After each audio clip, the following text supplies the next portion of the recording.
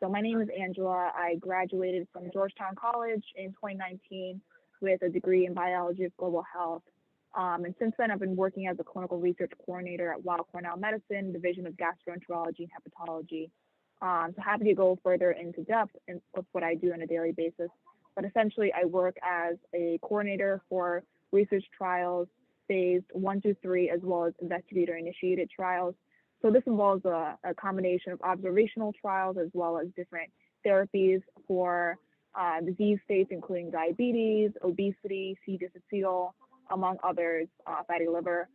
And kind of how I got into this position is that at Georgetown, I was very involved in programs such as foci. I was a foci participant, foci leader, as well as some ABP trips I participated and led as well. So I was very passionate about social justice, health equity, but I wasn't exactly sure whether or not I wanted to pursue medicine as a career. So that's why I came home to New York City, of which I'm a native, and decided to take this position because it's been really great for me to get access to the field, learn from physicians, as well as to really see if this is something I could see myself doing long term. So I've been here since September 2019 and currently applying to medical school because as a result of my position here, I've really been able to learn more about the field and decided that I actually do want to be a physician.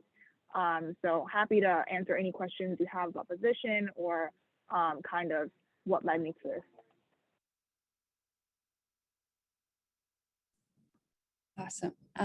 Hi, my name is Shanta. Can you hear me okay too? Just checking. Okay.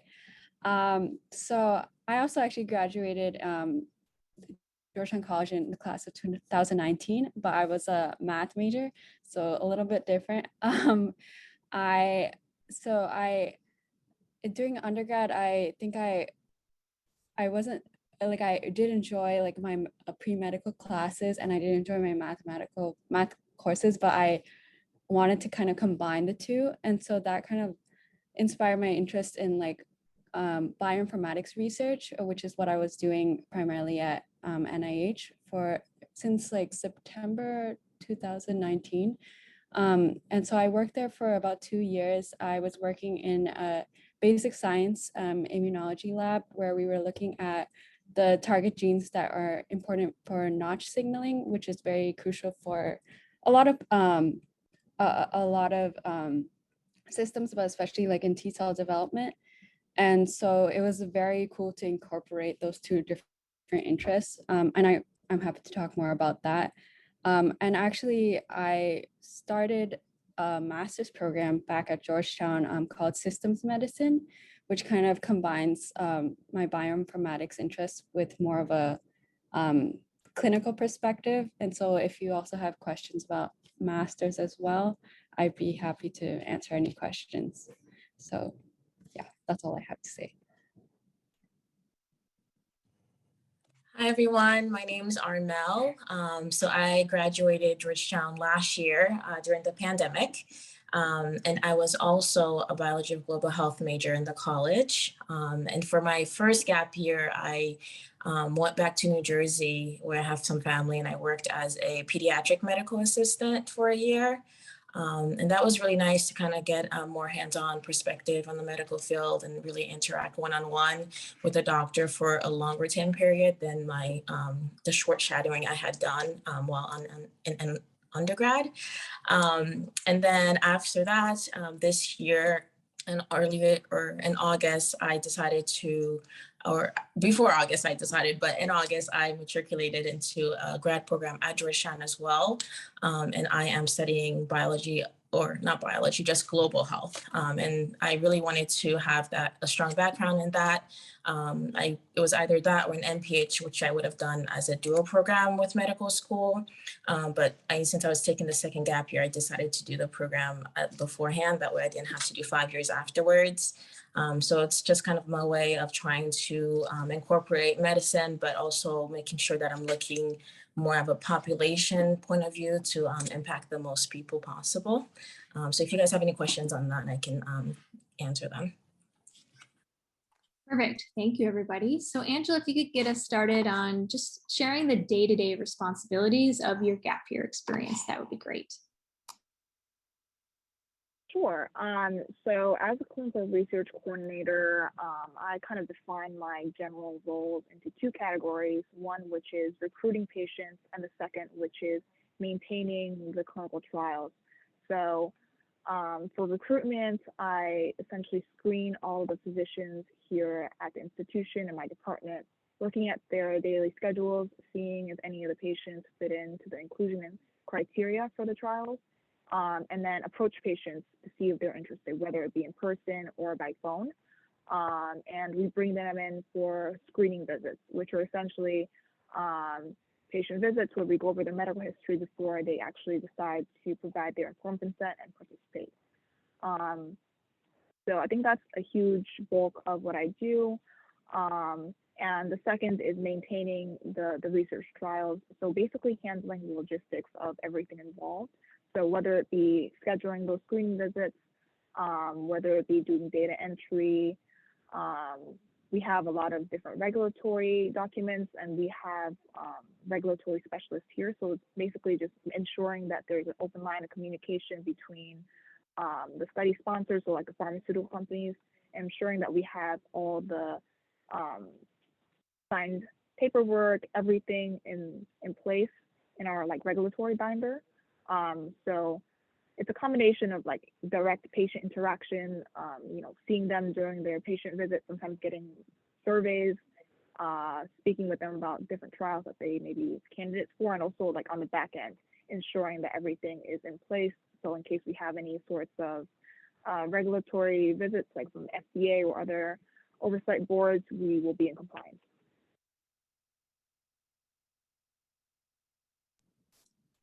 And for me, at least working at NIH, I would say it was somewhat unstructured. Like in terms of the day-to-day responsibilities, it varied. There were like, I would have like regular meetings with my PI and then like with certain coworkers whom I was working directly with on the project. And then we would have like journal clubs as well and certain seminars that I would attend as well. Other than that, like I would basically spend the rest of the day like planning out my schedule in terms of like what tasks I needed to finish and be able to present to my group as well as to my PI. And I would also, with things being online, there was like that I have to work online for remotely, sorry, for most of my time. But since I was doing computational research, that transition wasn't too bad at all. But it was a lot of just reaching out and talking through like Microsoft Teams with the rest of my group and trying to basically do data analysis on a lot of the biological data sets that one of my coworkers was working with and trying to see if we could kind of validate the information that we were getting with comparing across different data sets. But yeah, a lot of computer work. So yeah. So for me as a medical assistant, a lot of the things I did were actually administrative, kind of like front office work. So the billing, checking patients in, and then I would also do some of the back office work. Whenever a patient would come in, I would kind of do the initial biometric stuff, like the height, weight, the blood pressure, things like that, to get them prepped for the doctor. And I also would like do intake or interview the patients to figure out what was going on. And I would write that down for the physician. That way he would have that done. And the occasional time would have like a more complex case where we needed to do like a urinalysis or something like that. So that I would work on that for the physician. That way it would be ready for him. And then I actually worked in a single office, a single physician office. So a lot of the things a lot of the descriptions you see for medical assistant, I didn't have to do because it was such a small office. So I didn't do any venom pressure or anything like that. I know some medical assistants will also have to do some like more intense lab work, but I didn't have to do that because we were so small. All right, great. And how did you all secure your gap year experiences? I can start. So I actually applied to another position at Weill Cornell Medicine. I want to say in September or October of my senior year. But by the time I applied, that position was already filled. But I guess Cornell kind of had my resume on file because I remember actually I was with Shanta. It was, I want to say Georgetown Day it was. We both got an email from a person at Cornell, like saying that we have a position, clinical research coordinator here in New York. And we were just both confused as to, how they got our resume email. But yeah, I followed up with the individual and ended up interviewing. And I guess I was just very lucky because I got the position without actually, submitting a formal application. But I think that goes to show that the Georgetown degree, as well as the connections you can make at the career center and going to these kinds of events, can really help you get jobs in ways that you never really expect. So it's good to network early and often.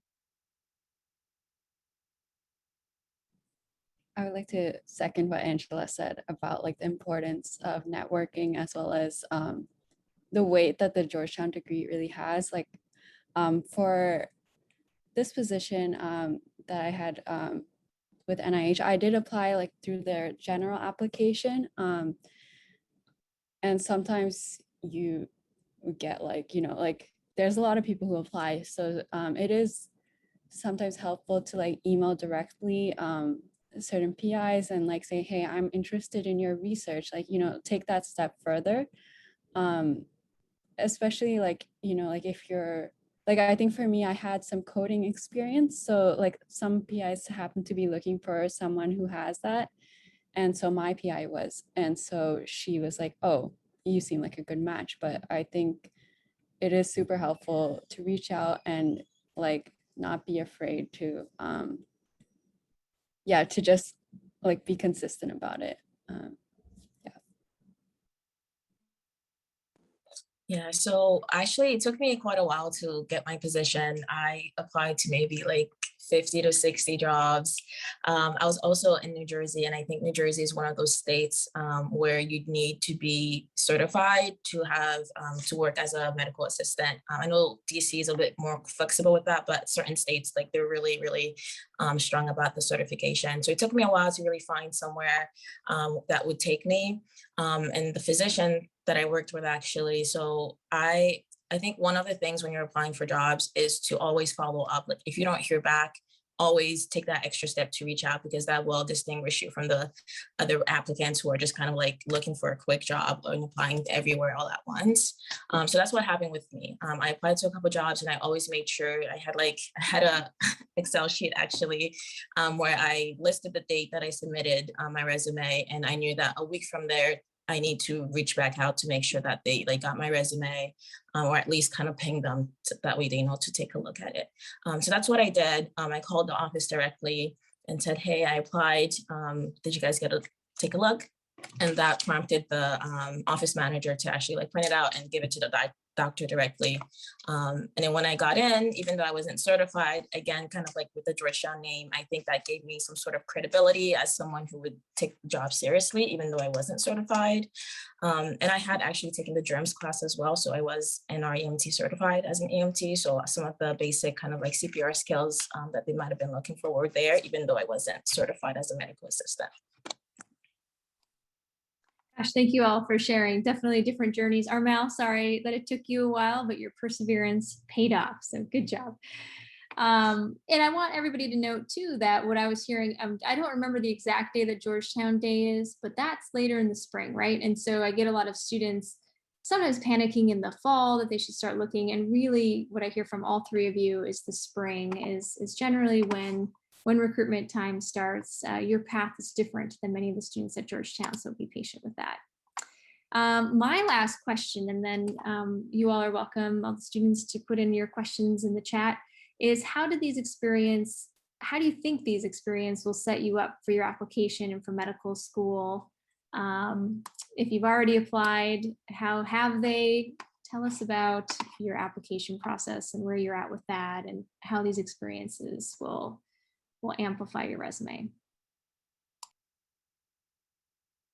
Absolutely. So just speaking from my own experience, I think my current position has helped me in multiple ways for the medical school application process. I think first and foremost, giving me the experience that going straight from undergrad to medical school that I would not have had. So just like basic things such as, presentation skills, emailing skills, cold calling skills, those kinds of things that I honestly at age 21 or 22 wasn't very well versed in. So I think that these skills will definitely help me, whether it be, on the interviewing trail, but also as a student and a future physician. I think these are things that one develops in any kind of professional setting at be, whether it be, in my current position or anyone else. Additionally, I've had the opportunity to work with various physicians, all with different research backgrounds, and also some of them have served as mentors for me. So whether it be formally, completing research projects with them, but also just getting their advice about how to proceed with the medical school application process. Some gave me advice on like interviewing, some gave me advice on even like further down the line, what to look for in residencies, for example. So just like a perspective that I don't think I would have had I not gone to this position and just gone through.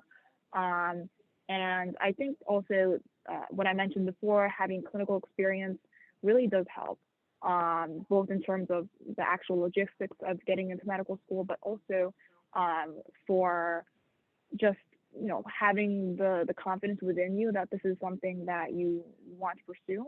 As I mentioned before, I've always been interested in health equity and, improving health from a population standpoint, but I wasn't always sure that I actually wanted to be a clinician and, do these patient interactions. But, through my position, it's clinical research, so it's not like a basic science kind of lab. I'm able to speak with patients and get to know them, and I've really found that I really do love that interaction. So I think just, because of the medical school application process, the whole training process is difficult, having this sense of confidence is something that I really value, and I believe that if you all were to take a position like clinical research coordinator or any of the other ones of other panelists, you'll be able to find that confidence within you, and it'll really help in the long run. Yeah, I definitely think that it's definitely supported my confidence, especially in terms of like you're basically contributing to the healthcare field, like whichever position that you're in, you're seeing it in action, right? Like you're outside of like the bubble that is school, and then you're basically seeing, okay, like what is the healthcare field like? Where are the limitations? Where can I improve it? And those are really essential aspects that you can add to your application or in your interview. And so it gives you that like real world experience. And I think for me, specifically working at NIH, it gave me a more, it definitely broadened my perspective on other paths I can pursue, and how even if I don't have a linear path, it's still like I am finding new ways which I can contribute to the field, new ways that I can, if I choose to pursue medicine still, new ways that I can implement it in my practice later on, like bioinformatics skills and like possibly going into a more personalized medicine route and data analysis. Like those are, or whatever it is, like if it's like health, relating to health equity and like advocating for those issues, those are all important aspects that are both important for the application, but also in what kind of doctor you're going to be. So it was it's definitely a great experience, I think. And I think also, especially at NIH, they do have a lot of resources for applying for medical school, applying for PhD programs, applying for jobs. And you can also develop a lot of like relationships with other mentors. And so there's like a wide range of opportunities for sure. Yeah, I definitely second everything that they both have said. I think for me, one of the big things that I've gained while working as a medical assistant has been the interactions that I've had with patients. And I think doing 4 years of undergrad where I'm kind of only with the people who are similar like me, similar age groups, we're all kind of like always talking about school to each other. I honestly kind of forgot how to talk to other people about different things, especially when you're kind of working with pediatric patients too. It really forced me to kind of like stop in my tracks and really like go back to I guess the roots of what medicine is, which is like how to show compassion, how to connect one-on-one with people. That's something that has been really huge for me. And also I would say that working as a medical assistant, you also gain a lot of the clinical aspects that you need in order to just physically or just logistically apply to medical school.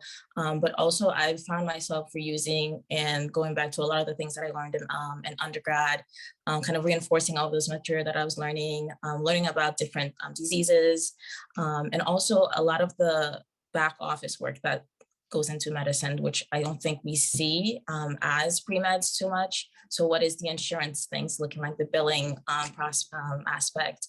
And I think that also opened my eyes to like the different ways, again, that inequities manifest themselves in medicine. So even just looking at what patients we were seeing on a day-to-day and how maybe insurance differences kind of bar different patients and contribute to inequalities in healthcare. So I think all those perspectives were really helpful, and I really see myself using those in medical school. So. Great. It seems like all of you had a really strong support network as well during this time, which is great. All right, so we have one question to start. How did you get over the fear of becoming too comfortable during a gap year and fearing that you will not make it to graduate school? So I guess I can start. So this is actually a question I received quite a bit when I was in the transition between college and working. And to be honest with you, it's actually not something that I ever really was worried about, because in my heart, I knew that if I worked for 1, 2, or 3 years and I decided that this is not something I wanted to do, I think I was okay with having that flexibility and knowing that maybe this is something I wanted to do in the past, but things have changed, and I was personally okay with that. And I also thought that, if things come up, it may be a sign that maybe this is not really the thing that drives me. This is not really, medicine is not something that I really, I guess, wanted that much to begin with. That's kind of the thought I had in my head. But I understand that this is a concern that many students have, and a very understandable one, because, working is very different than going to school. School is stressful in that you're always kind of on top of it, working assignments, papers, exams, whereas work is a little bit better, depending obviously on what work you do. But touching on the second question a little bit, my work hours are a standard 9 to 5. So there could be fear that after working this kind of more well-balanced life, you don't want to go back into the stresses of medical school. But I think I would go back to what Jody was mentioning, having a good support network and making sure that you, even though you have all these uncertainties about the future, lean on them and kind of follow your heart, and know that if this is something you want to do, you'll be able to pick it back up. Yeah, 100%. I totally agree with what Angela said. I think, I definitely feel like whatever experience you choose, like it's still going to be enriching. Like, like you're learning more about the field, and it's not like I'm going to be a doctor or I'm not. Like, you're going to be a certain type of physician. You're going to, like, you're going to have a different perspective on it, even if you're just sure that you're going to go into the medical field. So it gives you that nuance in your application that you're going to need anyways. And I think, like for me, I did spend 2 years at NIH, and now I'm working, I'm not working, I'm doing a master's in systems medicine. And so I am back in school, and I do see like kind of a transition in terms of like my work schedule was a lot more like the hours were very different, especially because a lot of it was online. And so like I would always be on the computer all day. And Whereas in school, like you have certain times for classes, you kind of have a very different schedule, I think. But I think as long as you are around people who are like supporting you and like will help you like navigate areas of uncertainty, I think if that's the direction you want to go in, like if you still want to go into medicine, then you're gonna make it happen for sure.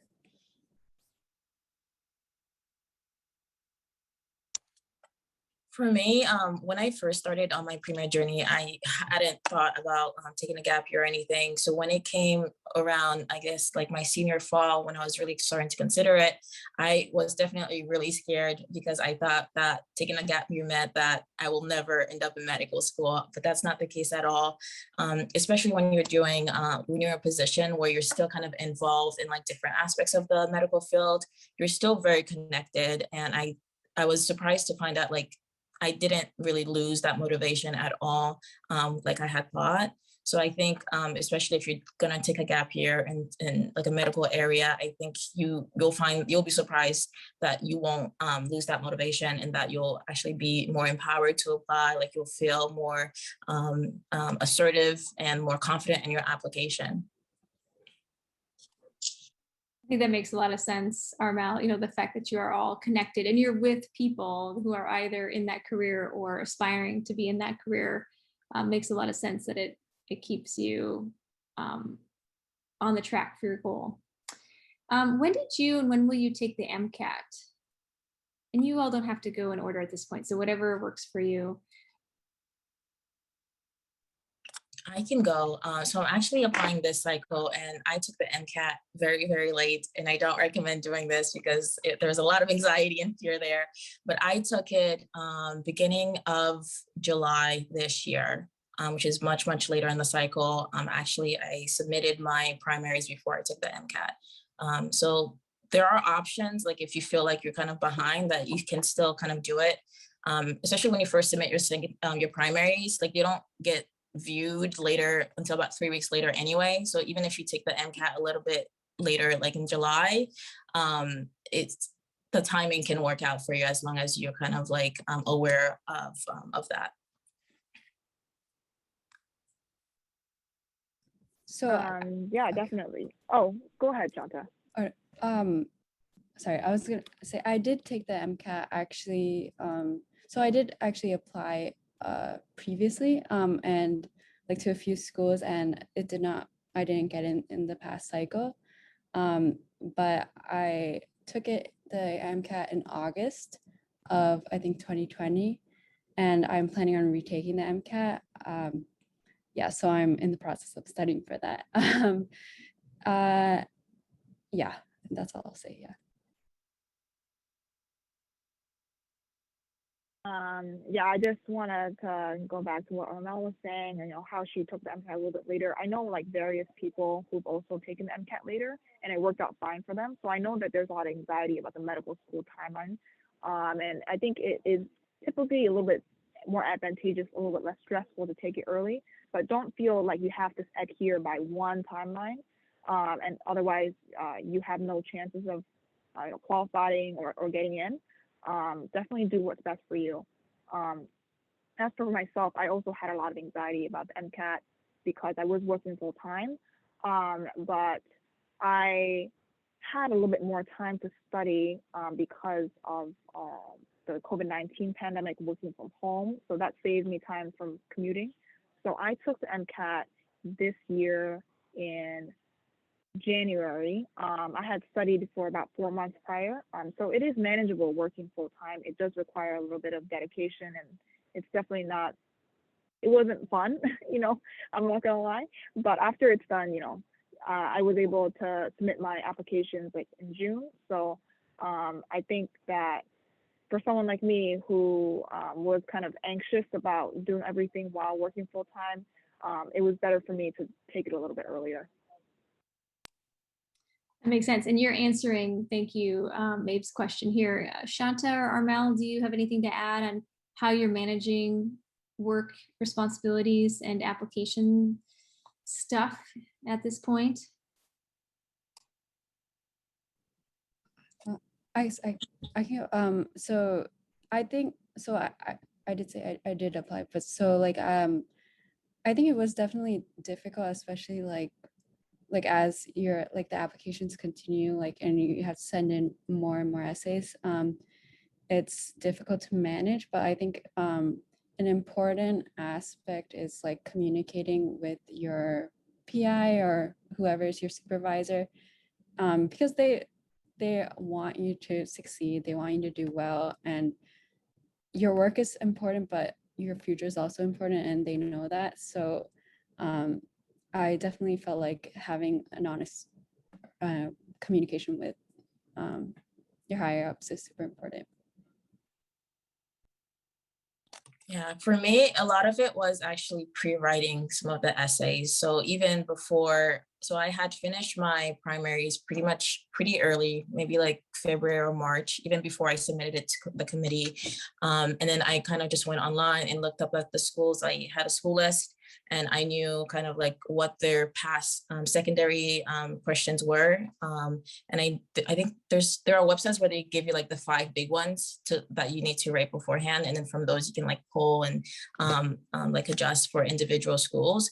So I think at least having an outline for at least those 5 essay questions will help you a lot in the long run, to kind of like minimize the time that you're taking to write individual essays.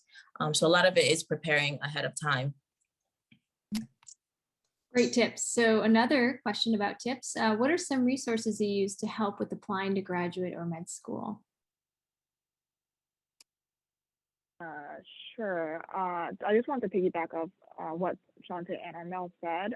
So I definitely agree with both of them. You know, having good communication with your higher ups, you know, being transparent about your medical school admissions process, and you know, letting them know you may need some additional time off. Like for example, I was not as good as Armelle. I was kind of writing things at the last moment.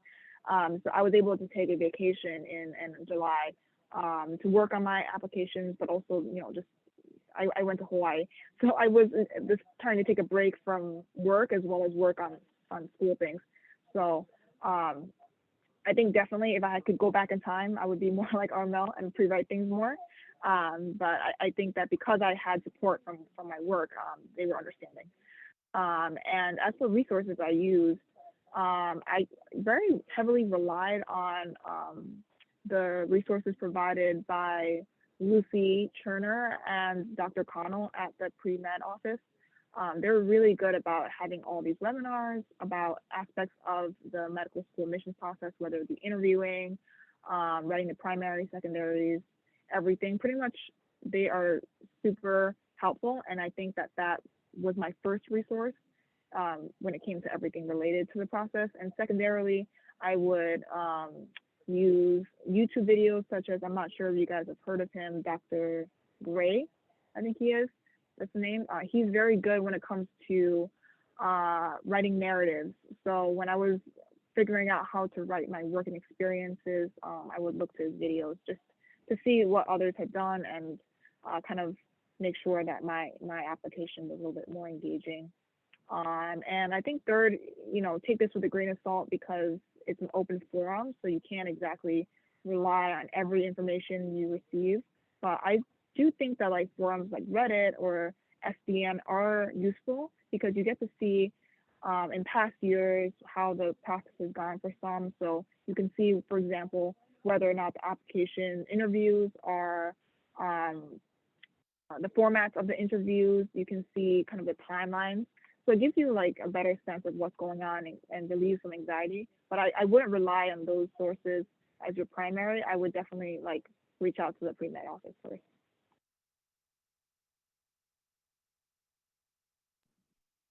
Yeah, I definitely felt like the pre-health advising was super helpful for resources. Their workshops were extremely helpful. And yeah, they definitely gave really great advice. I also used NIH has their own advising as well. And so they gave information about applying. They had mock interviews. And I think they actually have like, so like there's an within NIH, there's a Office of Intramural Training and Education, or OITE, and they do have a YouTube channel. So they post like videos about like practice for interviews, or like, well, a lot of different things. They have so many different videos. Their career fairs, they have a ton of people talking there. So like I would just check it out anyways. But yeah, I would recommend that. And I also want to echo what Angela said about like, sometimes you can, like with so many different resources, it can be a bit confusing to like navigate kind of what to use, especially like also with Reddit and SDN, although they are super helpful. But I think if you, like for me, I felt like the pre-health advising advice, like Dr. Connell and Lucy Cherner's advice were super helpful. And so I would primarily go with them. Yeah. Yeah, I agree. I also use Dr. Gray, Reddit, and some of the pre-health advising things that they have on the Canvas. I think that Canvas site was honestly so great. Everything's so organized, and it was very easy to find things on there. And in addition, I also used, what was I gonna say? Oh goodness, it escaped me there. I completely forget. Oh, I was gonna say for DO, I'm also applying MD and DO. And I will say that I felt like there were less resources for DO applications than MD applications. So for that, I kind of had to scramble a little bit and kind of piece things together, primarily from Reddit, but also some other forums that I found online. Even the school's websites sometimes aren't super organized, so that was a little bit hard to navigate, I will say. For DO, I would say try to start early with trying to organize like what the application process is like and what each step is, because there are some differences with the MD cycle. But that's the only area I felt like where I didn't have as much support. Perfect. I just want to also give a shout out. Lucy Turner worked really hard on that Canvas page, and it's so great to hear that you're using it and loving it. So I will definitely pass this along to her. Shanta, thank you for putting, I was going to ask you to put in the NIH videos, and then Angela also put in hers. I'm also a big fan of the Savvy Pre-Med. He has a blog, and you could sign up for his blog post and just get regular blogs and kind of keep your mind on different application aspects. But he's really great and has really good information. So I recommend signing up for his blog. I'm sorry, I just wanted to add one more thing. What I was struggling to remember was that the SHAPE program, I actually got mentors from the SHAPE program, the regular SHAPE program, where I had a mentor who helped me like throughout the 2020 like fall and spring.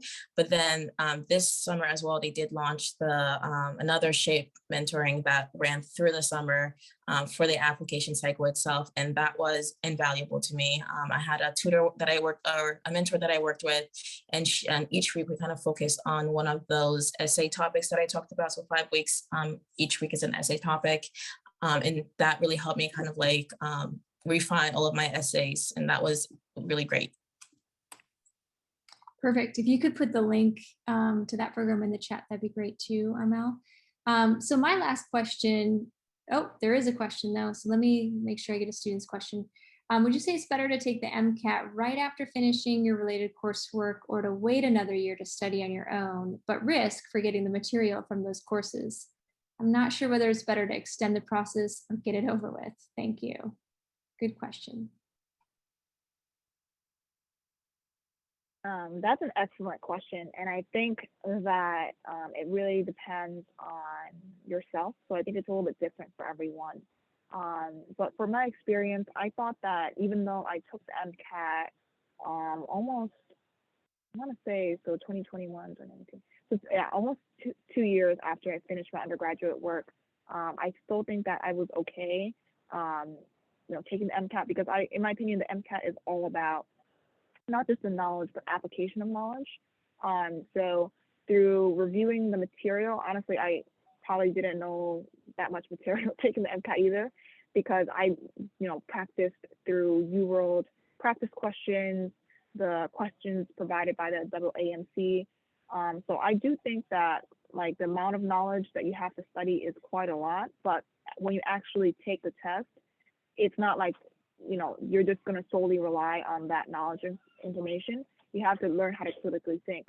So I think that you will be okay if you take it after your coursework. I think that maybe you may benefit from having that background knowledge, and you might have to study a little bit less. But it really just depends on your own timeline, how you feel.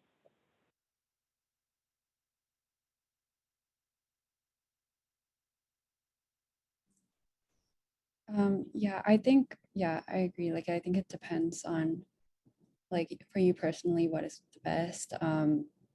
For me, I didn't feel like right after school, like I was prepared to take the MCAT, and I think it was better for me to wait. And I think right now, like I'm taking more like biology courses, given that I was a math major. I didn't take so many, so I think it's also super helpful for me right now. As I'm studying, I'm learning more, but I really think it's up to you, and you'll see your progress as you take practice tests and see like if you're ready or not. Yeah, I would say that the biggest or the best studying you can do for the MCAT is doing well in your pre-med courses like right now. So definitely prioritize those as much as you can while you're in school, because that it will help you the most in the long run. I was fortunate because a lot of the things that I did in undergrad really reinforced some of the materials that were in my class, my pre-med classes, and on the MCAT. So I was a little bit less anxious studying for it after I had graduated, because I already had a good handle on some of the material. So I would say the best resource for me was my undergrad classes, prioritizing them and doing well in them. And that will really help you shape your studying afterwards. Perfect. Great advice. My last question is, knowing what you know now, what would you have done differently while you were at Georgetown? Whoever wants to take it first. I'll go. So I do not have a pretty great research portfolio for medical school. So I think something I would have done differently, I would have been more proactive with the research searching, reaching out to professors and doctors in the medical school for research. And I think that's something that you don't have to do early, like as a freshman, but it is something I wish I had given more time to.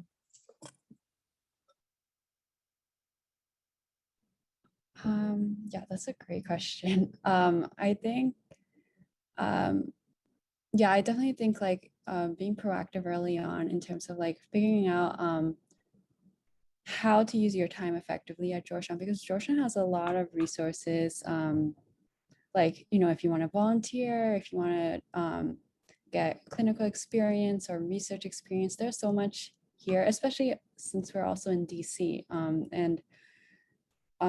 So I definitely felt like if maybe getting more advising earlier on or seeking advising earlier on would have been helpful for like kind of tailoring my experience more. But the gap years have helped too, like, getting the areas where I wasn't as strong with, like having time for that. But yeah, I don't really, I think that's it for me. I feel like this is a loaded question, because I feel like even if you go back 2 years to when I graduated, I feel like I had so much anxiety about this process. Always kind of comparing myself to the next person, worried that I wasn't doing the right things. I didn't have enough research, volunteering, the grades, everything like was very much weighing down on me, and it made me very tired. And I was at the point of burnout. So if I could go back in time, I would tell myself a number of things. I think the first thing is definitely just to focus on yourself and know that if it's meant to be, you will get there. Everyone's journey is a little bit different. You may go straight out of undergrad. You may need to take, a number of years before, but that's all okay. And as the other panelists have mentioned, all their gap year experiences enrich their life, whether or not they end up going to medical school. And if they do, it'll make them better physicians. So I think, in my opinion, there's not really much to lose from you just, doing your daily life, trying your best, and not having too much anxiety about what comes next. For even like how we study for the MCAT, all of us had different timelines. All of us did studying a little bit differently, but we're all kind of reaching the same destination. And another thing, I would also go back to what Shanta said, because I feel that I didn't reach out early enough for pre-med advising. So my timeline was a little bit not as clear in my head. So I think that caused me to have to take some more time after undergrad, doing some things that I may have been able to build into my undergraduate experience had I sat down with an advisor earlier on and planned it out a little bit better. But just harkening back to what I just said, do I feel that my pre-med experience was worse because I hadn't? No, I'm really happy with the experiences I've had after undergrad. So I think that hindsight is always 20/20, and you'll learn from whatever experiences you go through. And I think working really does create a different vibe within you, like you gain more confidence. And I do support taking time off, even a year or more, just to do things outside of school, whether it be working or just exploring some of your hobbies, because I think that it'll make you more well-rounded and a happier person, but it'll also enhance your medical school application. Sorry, Yeah. Go ahead.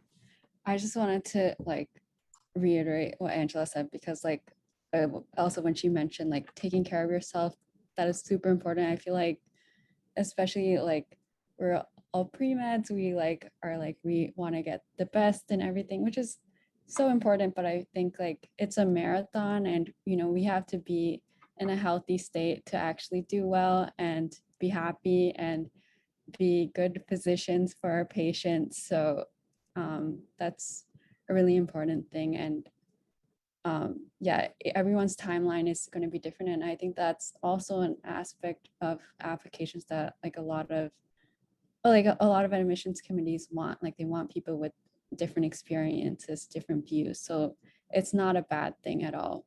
So yeah, I totally agree with that.